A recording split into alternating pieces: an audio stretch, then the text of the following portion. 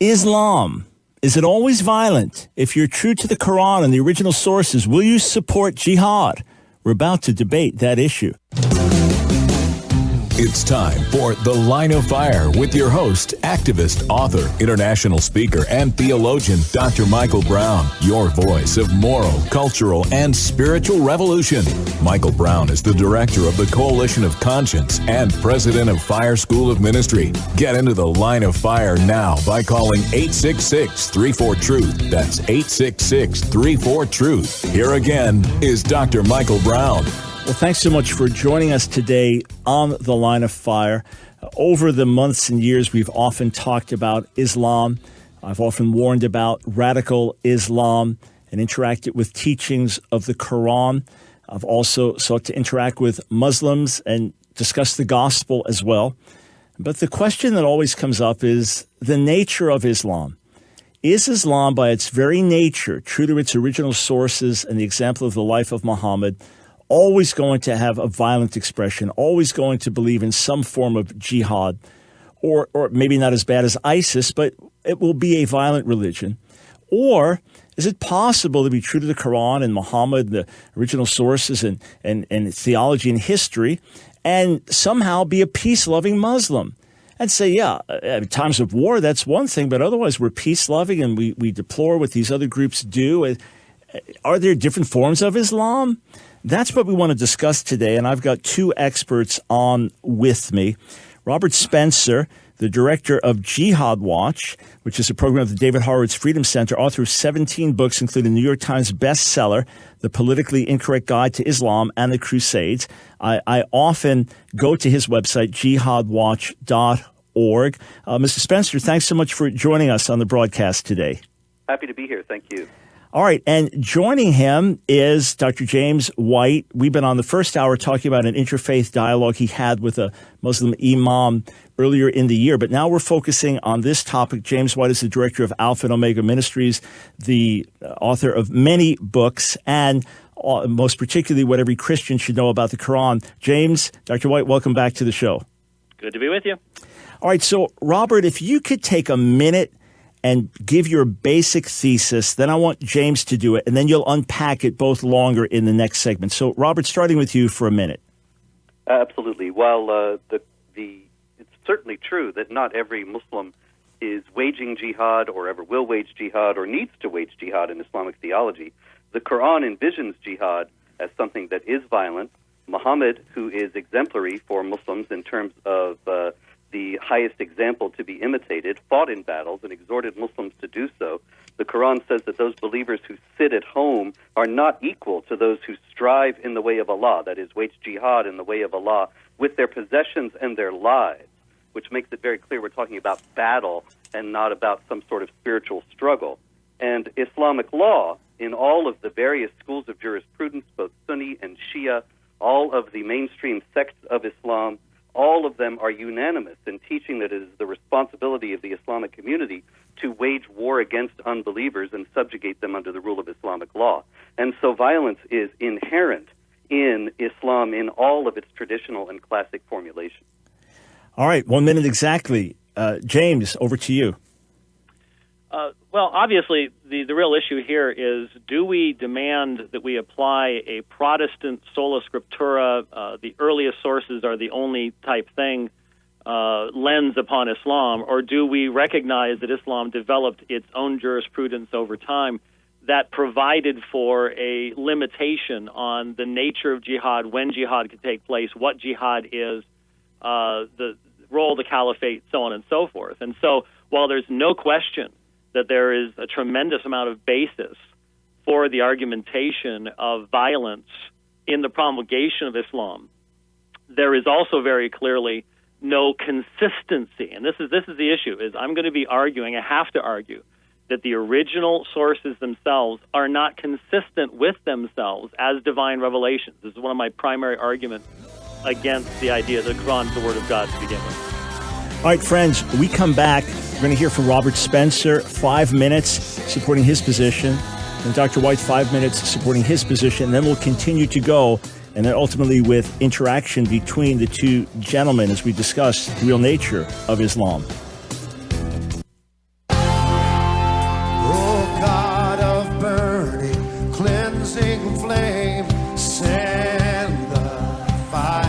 It's The Line of Fire with your host, Dr. Michael Brown, your voice of moral, cultural, and spiritual revolution. Here again is Dr. Michael Brown.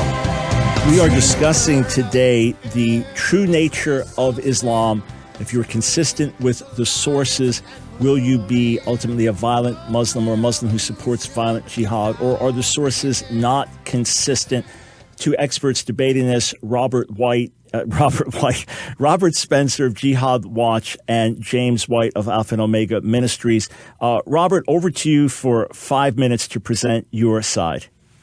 Yes.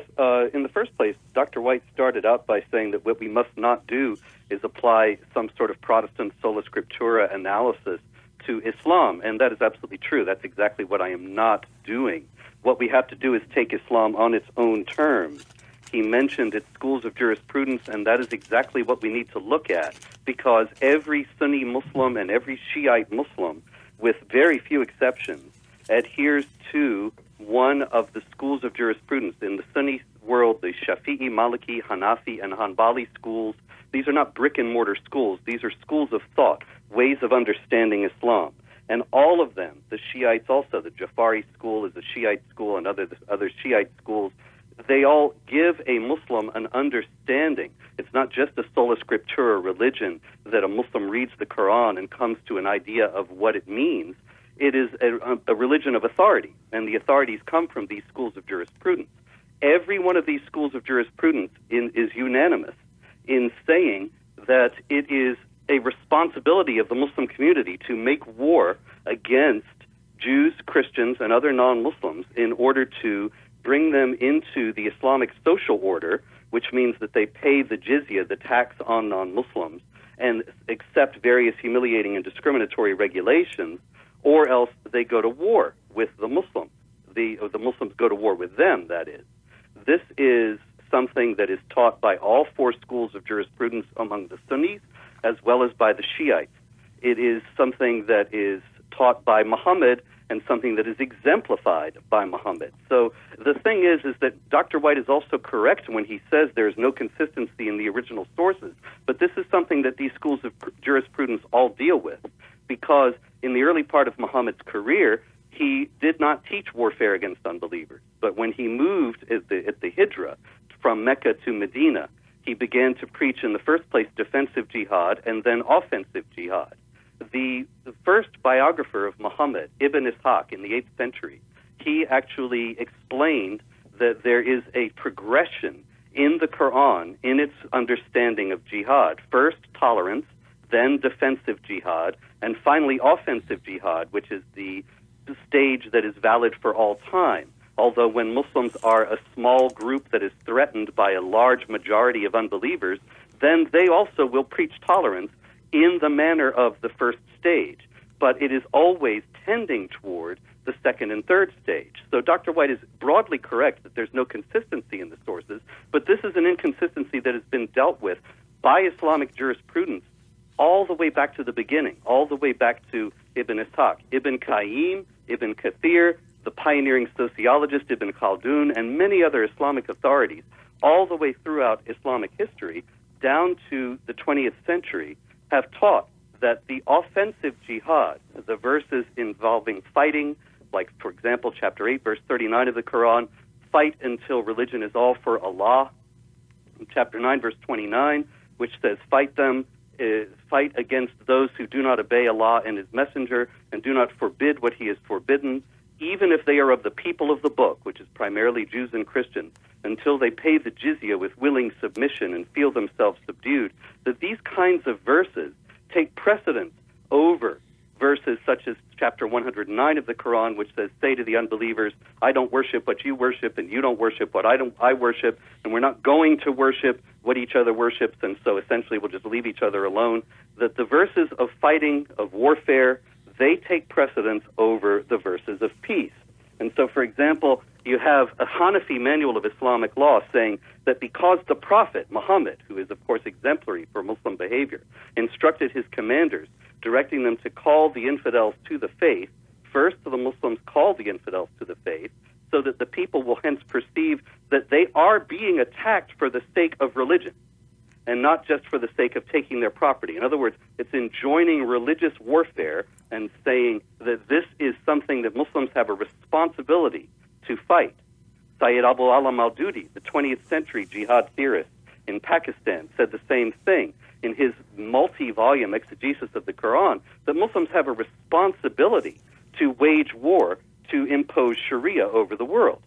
So they understood that there are other things in the sources teaching peace, but they always taught, in accord with the principle of abrogation, based also on the Quran, that what comes chronologically later supersedes what comes chronologically earlier, that the warfare superseded the tolerance.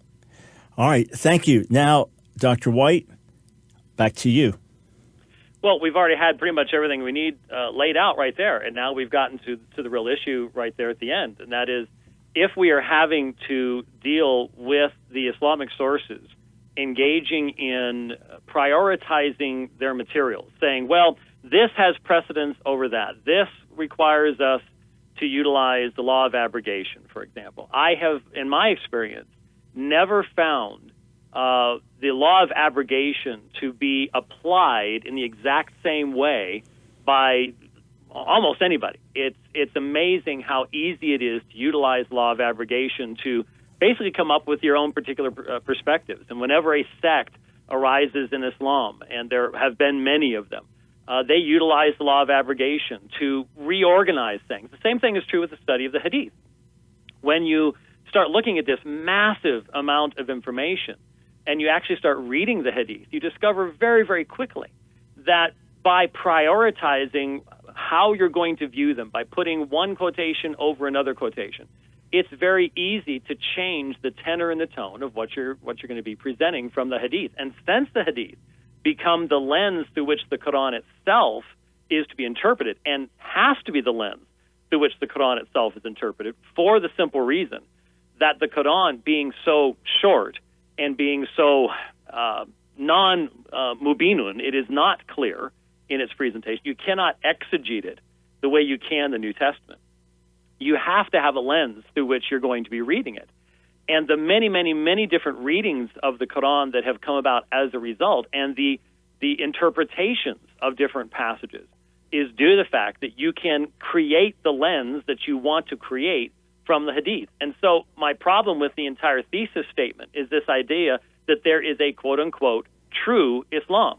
Who's getting to define that? How do we define that?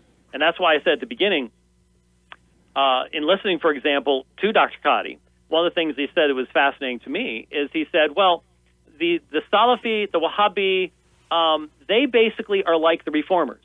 And what they've done is they've gotten rid of all of the later developments of tradition, saying this wasn't coming from those original sources, this wasn't coming from the people that were around the Prophet. And so they've gotten rid of all the things that provided a buffer against this type of activity. And that's why they fight with each other. That's why they can't agree on theology. That's why they're in the mess that they're in, which is very similar to the arguments that Roman Catholics use against the Protestants, and saying there's all these different groups and all these different perspectives, things like that. And so when we say what is true Islam, we have to ask ourselves the question, do you mean what is the view of Muhammad? Well, I don't know that anyone can know that. In fact, Robert Spencer has a book, Did Muhammad Exist? So if you question whether Muhammad existed, I don't know how you can know what he would have thought if he didn't actually exist. So how can we even know? When I read the Hadith, it seems very, very clear to me that we're reading stories that have developed over a tremendous period of time and in different directions. There does seem to be a core of some type of historical element to it, but so much of it develops over time. And again, by looking at it, you can go, well, ISIS, Al-Qaeda, Boko Haram, they're going to look at this strain of traditions in the Hadith, and they're going to use that to create their theology, and that's going to be a very violent theology, no question about it. But then others look at this strain of the Hadith, and they're not going to look at the same way as Boko Haram. The people, for example, who as Muslims desire the education of women, for example, are going to prioritize certain Hadith over other Hadith. The inconsistency of these sources is, to me, one of the strongest arguments against the divine nature of Islam, because you can say the Quran was written on heavenly tablets and sent down during Ramadan, and you can say it's been absolutely perfectly preserved for us. But the fact of the matter is, it cannot define itself. It is not sufficient in and of itself to define itself. And when you add the Hadith in, it doesn't help the situation; it hurts the situation. And so, I don't believe that there is a quote unquote true Islam to begin with. I don't think the historical documents can give us a solid enough basis for that. And so, since my biggest emphasis is seeking to reach people where they are, then I want to reach them with what their beliefs are and not try to enforce something upon them. All right, friends, we come back. I actually have a question for Robert Spencer and a question for James White, and then they're going to be able to question and cross-examine each other. Stay tuned.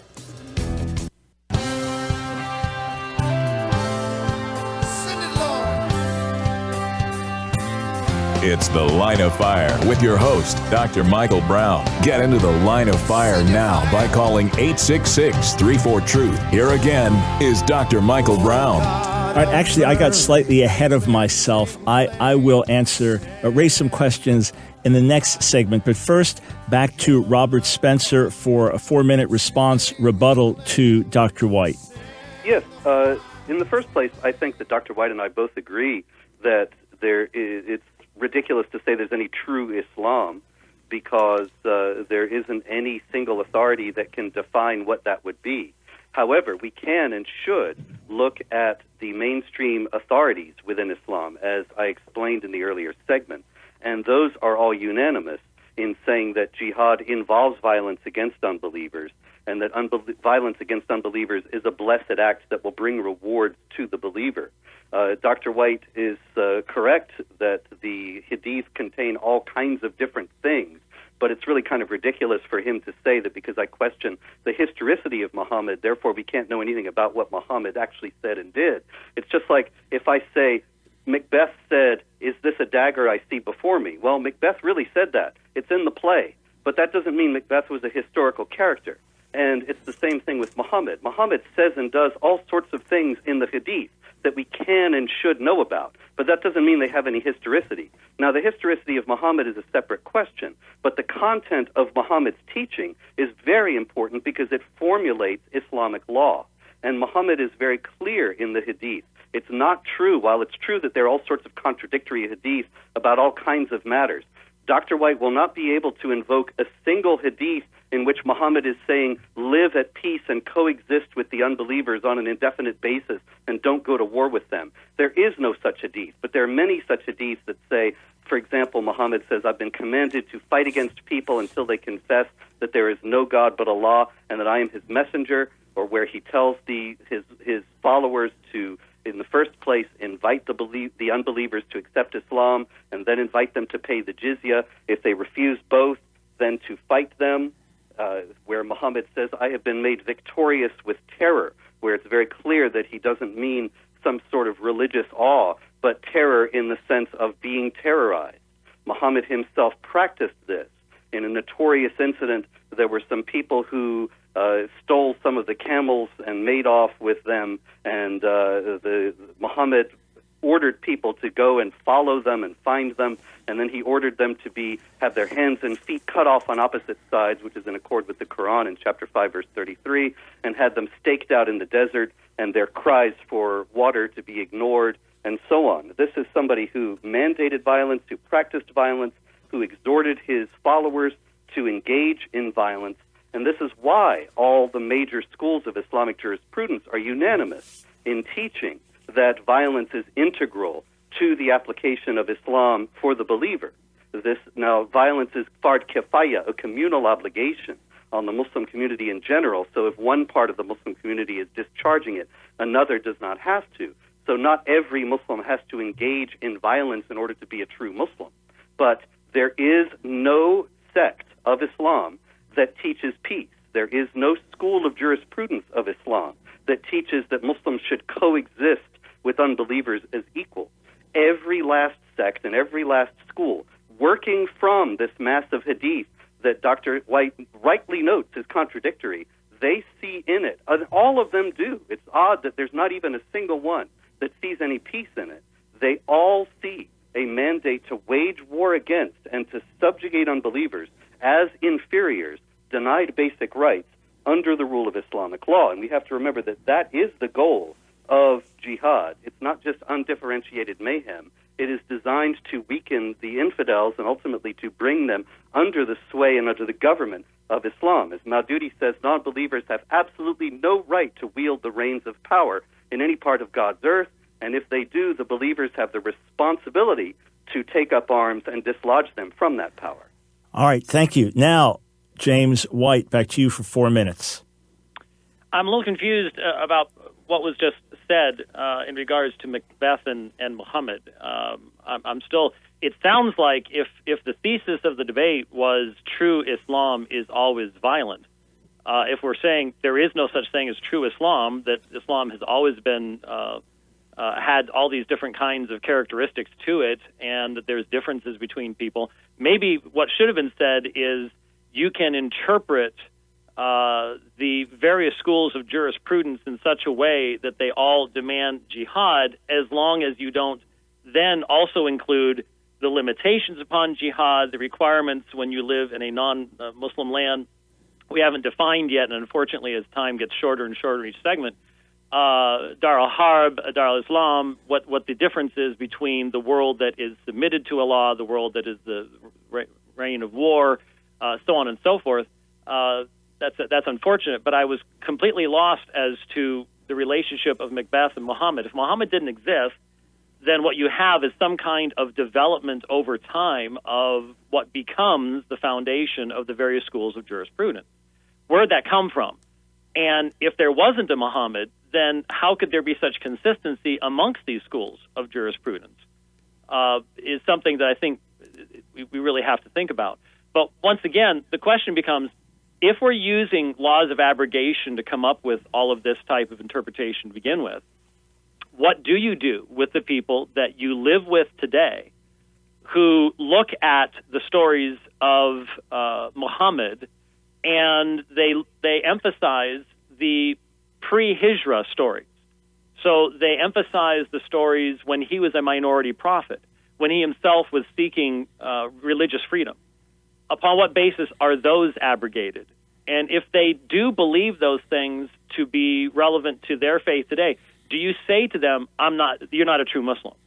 Or do you just simply say, well, historically, the large portion of your leaders in the past have not taken the same perspective that you have?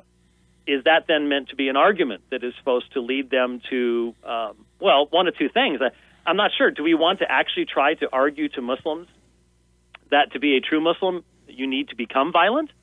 I'm not sure that's what we want to do, even though I have, for example, many times in the past argued that the vast difference between the Christian message and the Islamic message is that the messenger, the one that we are presenting to people, Jesus Christ, is not a person that you can hold up entire books about their various military campaigns. But you can with Muhammad, and that one of the great dangers of Islam is that it has enshrined at least a later understanding of this man, Muhammad, one that I would say evolved over time and not necessarily reflects the original Muhammad if if we could even dig past the various historical developments to get to him. But since that is what has been happening, since he has been called the best of humanity, then what you've done is you have established someone who has all of these character issues to deal with, and there has not been any type of meaningful understanding of what came beforehand in the other books that the Quran says were also contained light and guidance, which would help you to in any way ameliorate the exaltation of the militaristic aspects of that individual's character. Now, thankfully, there are some Muslims that don't want to emphasize that, but they are unfortunately in the minority, but they still exist. What do we do about them? And I keep hearing music right before my time runs out. All right. That's what happens when you go second on a radio show. We come back. I've got a question for Robert Spencer, a question for James White. Then they can go at each other. It's The Line of Fire with your host, activist, author, international speaker, and theologian, Dr. Michael Brown. your voice of moral, cultural, and spiritual revolution. Get into the line of fire now by calling 866-34-TRUTH. Here again is Dr. Michael Brown. We are right now in the midst of a very clearly presented debate on the nature of Islam. Does it consistently point to violent jihad against unbelievers, or is it inconsistent and there are various expressions of Islam, some of which may be violent, some peace-loving? The former position is being advocated by Robert Spencer of jihadwatch.org, a best-selling author on Islam. The latter position is being advocated by James White of Alpha and Omega Ministries, and also a best-selling author. His book on Quran for Christians, well known as well. I have a question for Robert Spencer, then a question for James White, and then I want to give them opportunity to cross-examine one another. Robert, when there's an attack in the world that looks like it could be terrorist, I immediately go to Jihad Watch because you seem to know pretty quickly whether it's a terrorist attack or not. And then we'll hear the constant mantra from all the leaders in the West that this is not Islam. I write about it constantly. I often reference Jihad Watch. What would you say to those who see the latest terrorist attack carried out by Islamic extremists who say this is not Islam? Can you take 60 seconds to say what you would say to them? When the attackers themselves make it clear that they are acting in the name of Islam, it's foolhardy in the extreme to pretend that they're not. We should take them at their word. For example, today, a Muslim in an airport in Flint, Michigan, stabbed a policeman in the neck while screaming Allahu Akbar. And the police said, this is potentially an act of terrorism. Well, I don't know what on earth the poor man could do to establish that it's an act of terrorism beyond what he's already done. We need to understand what the jihadis themselves are saying about themselves in order to be able to counter them effectively.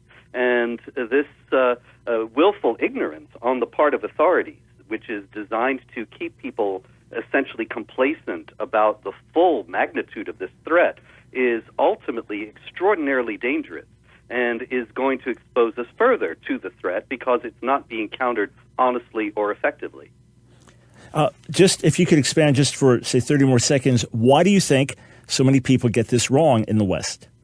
I'm sorry, you're almost inaudible there. Why do I think what? Why do you think so many in the West have gotten this wrong? If you could just take maybe 30 seconds. There's a concerted effort by the media and by governing officials to obfuscate terror attacks and to downplay and denigrate, deny outright any Islamic connection to them. And so routinely we see in the mainstream media that there's a guy screaming Allahu Akbar, even quoting the Quran, saying, like Omar Mateen did in Orlando, that he's doing it for ISIS, the Islamic State, and then we read that it's really about something else, that they're mentally ill, that they had family problems, something of that kind. It seems as if there is a very high-level effort to make sure that people do not realize the full magnitude of what is going on in this. So it's somewhat suicidal, isn't it? I'm sorry? It is somewhat suicidal, is it not? Oh, no doubt. It's directly suicidal. And if you guys could turn up the volume on this, it's very hard to hear suddenly. All right. Not sure what happened there. I think everything's the same on our end, but we'll work on that. James, let me put this question to you, and then you can answer it on the other side of the break. And then, Robert and James, you can interact and question one another. But, James, here's my question to you. I look at the way you have debated Muslims in the mosques and in other settings as a real model, that you're familiar with their material, you're respectful to them, but you loudly and clearly present Jesus to them. So my question to you, and you can answer it on the other side of the break and take a couple of minutes to answer, is what concerns you in terms of gospel outreach when the latest terrorist attack takes place and people say, well, that's all Muslims are like ISIS. And a lot of Christians think, yeah, all Muslims are like ISIS, and if they say they're not, they're lying. So, James, you can answer that on the other side of the break. Take a couple minutes to do it. And then, Robert, your turn to ask James a question, to cross-examine him, and then back and forth we will go.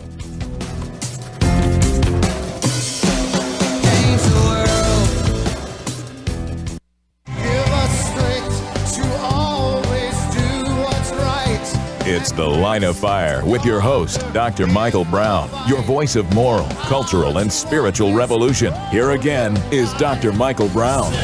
We're having an important discussion about the nature of Islam with two experts on the subject. Robert Spence, you can read his Politically Incorrect Guide to Islam and the Crusades, his website, jihadwatch.org. James White, you can read his book, What Every Christian Needs to Know About the Quran, his website, aomin.org. So, James, my question to you before the break was, what does it concern you when there's the latest Islamic terrorist attack, and a lot of Christians think, well, all Muslims are terrorists? Well, what it does is it unfortunately closes doors an opportunity of presenting the gospel to individuals because it creates fear in people's minds. And certainly there is reason to be fearful of individuals who engage in such type of activity. I can't look into people's hearts and minds. I can't look into that man who today in Flint, Michigan, engages in this type of activity any more than I could look into the heart and mind of the individual that drove the van into the Muslims just a few days earlier in London. I can't see those things. And so if you put yourself out there to present the gospel, you are risking yourself, and you have to place yourself in the hands of God at that point. But my real concern is I'm looking at ways of opening up avenues of communication between Christians and Muslims, because for me, given the nature of Islam, given that I do not believe, this has been an argument of mine for many, many years, I do not believe that the original sources of Islam are sufficient to be able to end the disputes between the various Muslim groups and the infighting. And remember, ISIS primarily kills Muslims as their victims, as well as Christians and others. I don't believe that the original sources of Islam are able to answer those questions. So what's the only true final solution? I believe it's the gospel of Jesus Christ. And so I want to see every opportunity of doors opening. And unfortunately, the way things are being dealt with, because the media, look, when someone yells Allahu Akbar, you need to recognize, yes, this person is claiming an Islamic understanding of what they're doing. But then you also have to be honest and go, look, when a Christian does something, don't we want to be able to ask the question, how much this person really know? How well studied were they? What perspective are they coming from? We want to have that type of freedom, and we need to extend that freedom to the other side. And so it bothers me when people say, well, it's just all of Islam, without making the necessary distinctions to recognize the differences that actually exist. All right, and I wanted to ask those two questions, gentlemen, only to emphasize not just the truth about the various questions, but why you each do what you do. There's a different motivation behind it. Nonetheless, we come back to the discussion, is Islam consistently violent or not? Can you be a genuine, devout, serious Muslim and be peace-loving and renounce violent jihad? So, Robert, your time now to begin cross-examination. You can ask James a question, and if you need to clarify it, go back and forth a little fine, and then we'll switch over to James asking you. So, over to you, Robert. Thank you. Actually, Dr. White already asked me a question earlier. What would you say to Muslims who prefer the Meccan passages of the Quran, which generally teach a form of tolerance, rather than the Medinan passages that teach warfare? And what I would say to them, and in leading up to my question to Dr. White, is to note that Mahmoud Muhammad Taha, the great Sudanese Muslim theologian, was executed as a heretic by the Sudanese government, which is a Sharia government, an Islamic law, a government according to Islamic law, in 1985 for preaching exactly that. And so what I would ask Dr. White in turn is what would he say, how would he ask those Muslims that claim that they are Meccan and not Medinan Muslims, how would he ask them that how does he propose that they protect themselves from charges of heresy from the mainstream dominant view that Islam teaches violence among Muslims, that is, and that can he name, please, a school of jurisprudence or a sect of Islam that actually teaches peace and coexistence as equals with non-Muslims?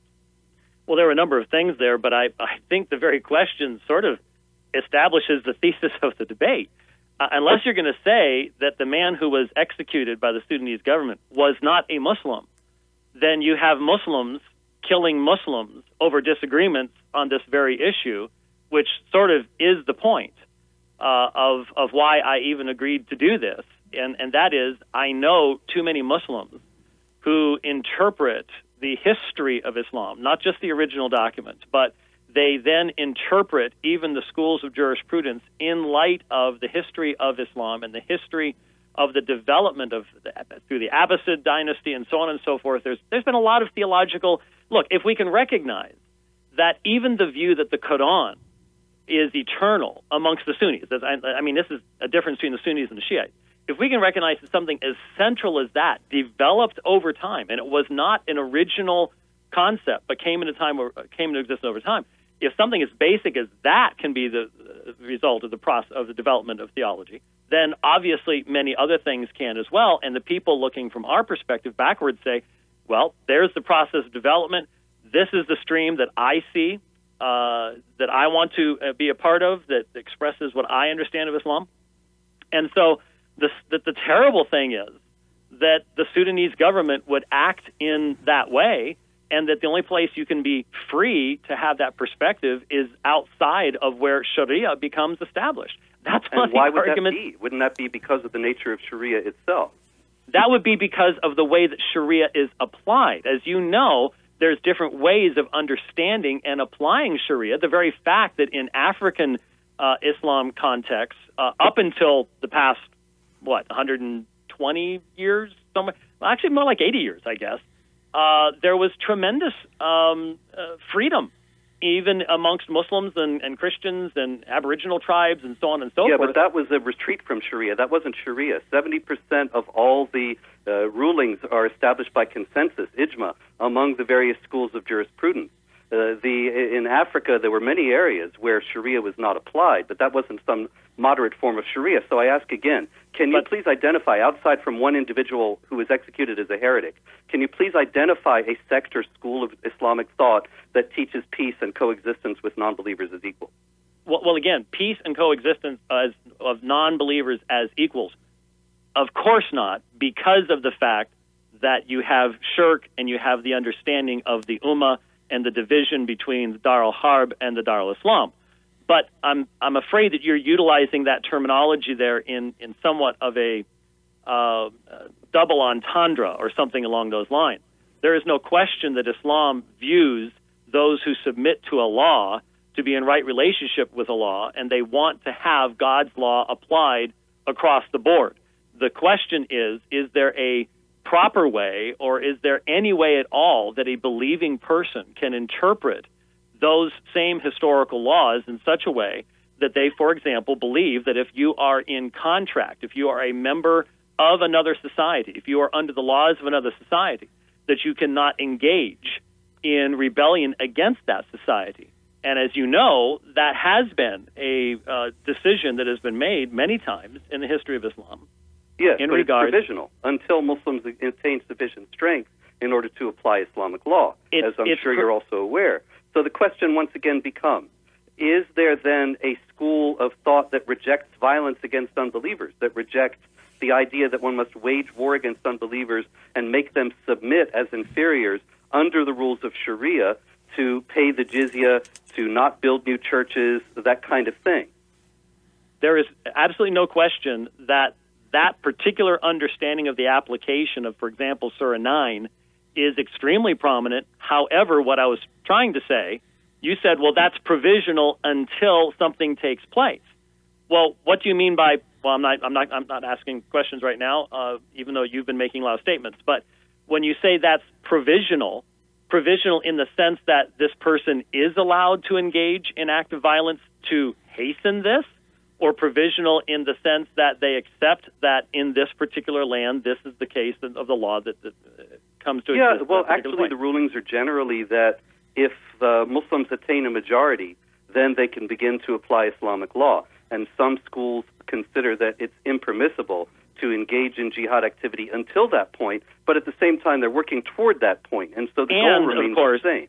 And, of course, the reality that all of these schools, one of the important elements of this, where ISIS and the others have rejected these Islamic schools, which you haven't brought up, is the necessity of the caliphate, which is why ISIS is so fixated on the concept of the caliphate, right? Of course. But see, this is very important as well, that ISIS is not killing other Muslims because it's some sort of a non-Muslim entity. It's killing other Muslims because it believes that it's the caliphate and that all Muslims owe allegiance to it, and that therefore those who are not allied with it are heretics or apostates, and thus under the death penalty for heresy and apostasy. Which is why they also attack Al-Qaeda, right? Well, this is the same thing, that Al-Qaeda is a rival jihad group, and so obviously they don't accept the caliphate, but they're both working from the same principles that one must do violence to those who are outside the fold. And that is the core of our debate here, that violence is core and is taught by all the various groups in Islam. And it is not something that is only the province of one group or another group, and then there's other peaceful groups, because we still don't have the name of any peaceful group. All right, tell you what, just got to jump in here. Dr. White, we resume, finish your point, and then you can begin to question Robert Spencer. And feel free to question, make statements, be free in the interaction. But we start, Dr. White. God of light, hear our cry, send the fire. It's The Line of Fire with your host, Dr. Michael Brown, your voice of moral, cultural, and spiritual revolution. Here again is Dr. Michael Brown. We continue the interaction with Robert Spencer and James White on the nature of Islam. So, James, over to you to respond and then to begin your questioning of Robert Spencer. Well, what I was trying to get to there a number of times toward the end was the reason that there is so much infighting between these various groups is because they don't have the same theology and the same understanding. ISIS establishes the caliphate because they recognize that historically there has to be a caliph for jihad to exist, and Al-Qaeda specifically rejected that. If you read the writings of Al-Qaeda that they put out, they said that a state of jihad exists and there does not need to be a caliphate. And so my point was, isn't that one of the demonstrations of the fact that this idea that there is a single, one true Islam, there's lots of differences, and one of those differences is this idea of the necessity of the caliphate. All right, so with that, we turn things now to James. You can. No, that was my question. I'm sorry, my bad. Sorry. Go ahead, Robert. I'm sure Robert was sitting there trying to talk and was muted the whole time. No. He's right here. He's here. Yeah, he's been here the whole time. Yeah, this is based on a fundamental misunderstanding of the Islamic theology of jihad. Al-Qaeda declared that there did not need to be a caliphate because Al-Qaeda was saying that it was a defensive jihad. In Islamic theology, since the 9th century, since the formulation of the theology of jihad, there has been the idea of offensive jihad and defensive jihad. Offensive jihad requires the caliph to call it, and the caliph has the responsibility to call it at least once a year. But in the absence of a caliph, it's not as if there isn't any jihad. Jihad is, as I said very much earlier, fard kifaya, an obligation on the whole community. But if a Muslim land is attacked, then jihad becomes fard ayn, which is an obligation on every individual Muslim and does not need the permission or the call of a caliph.